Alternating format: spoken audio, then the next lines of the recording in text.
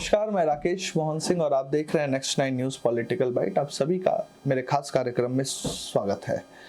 दोस्तों, देश के भीतर त्राहिमाम मचा हुआ है और देश के हुड़क चुल्लू एंकर और एंकरान से स्वामी भक्ति में लगे हुए हैं।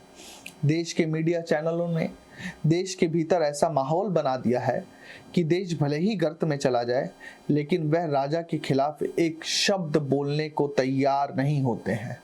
जिस मीडिया को देश में सत्ता के विपक्ष के तौर पर देखा जाता रहा है, वह राजा के महल का बेइज्जत दरबारी बना बैठा है, जो साहिब के एक इशारे पर करतब दिखाने को तैयार रहता है। कई बार करतब इतने घातक हो जाते हैं कि साहिब और उनका दल भी असहज हो जाता है कि इतनी चरण वंदना भी ठीक नहीं है। लोकतंत्र को जीवट बनाए रखने में मीडिया की अहम भूमिका रहती है, लेकिन वही मीडिया अपने लालच की वजह से लोकतंत्र की लगातार हत्या कर रहा है।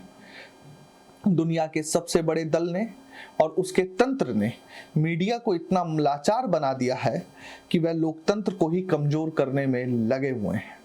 अपने आप को देश का नंबर 1 चैनल बताने वाला आज तक हो सकता है वह देश का सबसे बेहतर चैनल तो बन जाए, लेकिन सबसे ईमानदार चैनल तो नहीं है। ये कल साबित हो गया। ये बात तो खुद उसके एंकर ही साफ कर रहे हैं। ऐसा लग रहा है कि आज तक ने अपने इन हाई पेड सैलरी एंकरों को सिर्फ चैनल की फजीयत कराने के लिए रखा हुआ है। पहले आज तक की एंकर श्वेता सिंह को कांग्रेस प्रवक्ता आलोक शर्मा ने आईना दिखाया, तो वहीं सरकार के पक्ष में एजेंडा सेट करने वाले आज तक के मंच एजेंडा आज तक के शो पर कांग्रेस के राष्ट्रीय प्रवक्ता पवन खेड़ा ने अंजना ओम कश्यप को दिन में ही तारे दिखा दिए। आखिर ऐसा क्या बोल दिया पवन खेड़ा ने कि अंजना ओम कश्यप के एक सवाल पर कि अंजना बगले झांकने लग गई? चलिए बताते हैं आपको। दोस्तों, आज तक के सीजनल प्रोग्राम एजेंडा आज तक का मंच सजा हुआ था। मंच पर कथित तौर पर आज तक की सबसे तेज तर्रार एंकर अंजना ओम कश्यप बैठी हुई थी। बाकी भी नेतागण मंच पर मंचासीन थे। उसी में एक नेता थे पवन खेड़ा।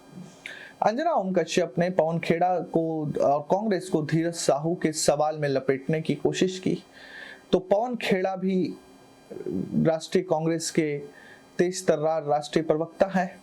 उन्होंने अंजना ओम कश्यप से हिरेन जोशी के बारे में पूछ लिया।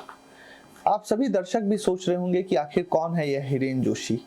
तो हिरेन जोशी का इंट्रोडक्शन सिर्फ इतना ही है कि वह पीएमओ के सबसे ताकतवर नेता है, या यूं कह लीजिए कि सबसे ताकतवर कर्मचारी हैं, क्योंकि कर्मचारी कोई रहा नहीं, नेता के साथ रह रह के वह भी नेता बनता जा रहा है। इसलिए मैंने कहा हिरेन जोशी पीएमओ के सबसे ताकतवर नेता, लेकिन असल में वह कर्मचारी हैं, ब्यूरोक्रेट हैं। पवन खेड़ा ने अपनी बात करते हुए कहा कि मैं शर्तिया कह सकता हूं कि हिरेन जोशी ही एजेंडा सेट करते हैं। हिरेन जोशी का एसएमएस सबके पास पहुंच जाता है, जिसके बाद अंजना ओम कश्यप ने पवन खेड़ा को टोकने की कोशिश की। पवन खेड़ा ने तपाक से कहा कि आप क्यों घबरा रही हैं, और आप घबराते रहिए, आप उनका नाम सुनने में घबराते रहिए, लेकिन मैं तो विपक्ष का नेता हूं, मैं तो नाम लूंगा। दर्शकों, मीडिया की बदहाल स्थिति के लिए सिर्फ मीडिया खुद ही जिम्मेवार नहीं है।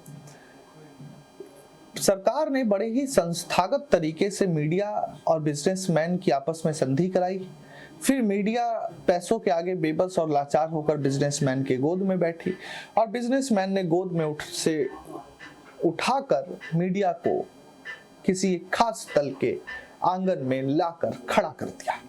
उसी का नतीजा है कि इस तरह की घटनाएं देखने को मिलती हैं। कुछ आंकड़े मैं आपको बताता हूं। 2014 में भाजपा की सरकार आने से पहले 2012 में नंबर 131 था, यानी कि भारतीय मीडिया पहले घुटनों पर था। यानी 180 देशों के मीडिया रैंकिंग में भारत की रैंकिंग 2012 में 131 थी, लेकिन 2014 के बाद ये रैंकिंग लगभग 150 पर आ गई। यानी पहले ही मीडिया घुटनों पर थी और 150 नंबर पर आने पर काफी हाय तौबा मच गई, क्योंकि जो घुटनों पर था वो लेट गया। और 131 से 150 नंबर पर आ चुके पत्रकार एक खास दल की गोदी में चढ़ने को आतुर हैं। जिस स्वतंत्र और निष्पक्ष मीडिया की बात की जा रही है, अब वह गधे के सींग की तरह हो गई है जो कभी उगेंगे ही नहीं। दोस्तों, एक बात तो यह भी सच है कि मीडिया का इतिहास हमेशा से ही काला नहीं रहा। यही भारतीय मीडिया है जिसने अपनी पत्रकारिता से सरकार की जड़ें खोद दी और प्रधानमंत्री को अपनी कुर्सी और दलों को सत्ता गंवानी पड़ गई थी। लेकिन अब हालात बदल चुके हैं। हर सरकार चाहती है कि मीडिया को कंट्रोल किया जाए, इसलिए पहले सरकार ने बड़ी चालाकी से बड़े बिजनेस समूहों को मीडिया संस्थानों से मिलाया। जब मीडिया संस्थान और समूहों के में आपसी बढ़िया तालमेल हो गया, फिर वही बिजनेस संस्थान सरकार के पास वापस चले गए। तो अब आपको सोचना है कि कैसे मीडिया संस्थानों को सरकारें कंट्रोल कर रही है, कितने संस्थागत तरीके से। कल से जब से राहुल गांधी जी ने एक शब्द पनौती बोला, जाने क्यों बहुत परेशानी, अफरा तफरी मच गई। चलिए, भाजपा में अफरा तफरी मची क्योंकि उन्हें मालूम है पनौती कौन है। मीडिया में भी बड़ी भयंकर अफरा तफरी हो गई। क्यों हुई अफरा तफरी?